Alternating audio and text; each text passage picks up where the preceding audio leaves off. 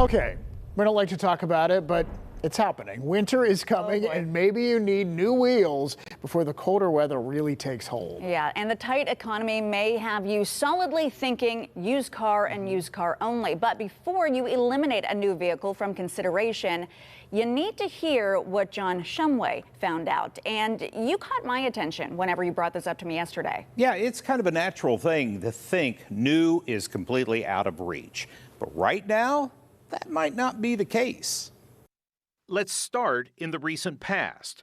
Remember what was happening in the car factories during the pandemic? They weren't producing that many new cars. So what would be a used car at this time just doesn't exist. So there's fewer used cars in the market, and yet the demand is still there. And M. Gwen from Carfax says with fewer used cars out there, So the average used car price is at its highest point in 18 months. an average of about $1,300 more than you were paying for that used car a year and a half ago.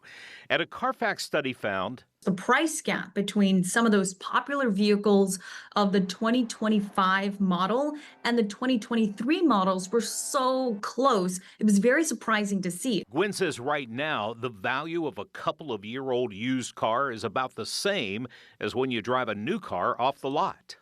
You should really consider buying that newer model. At least take a look at the financing, take a look at whether or not it makes sense for you, because that new vehicle has better warranties, better features. The list goes on.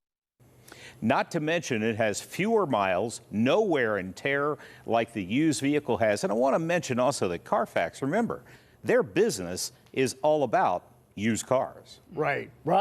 Well, the new vehicle is still going to cost you more. Yeah, sure it is. But Gwen says that the difference in a monthly payment might be much smaller than you expect between the used and the new.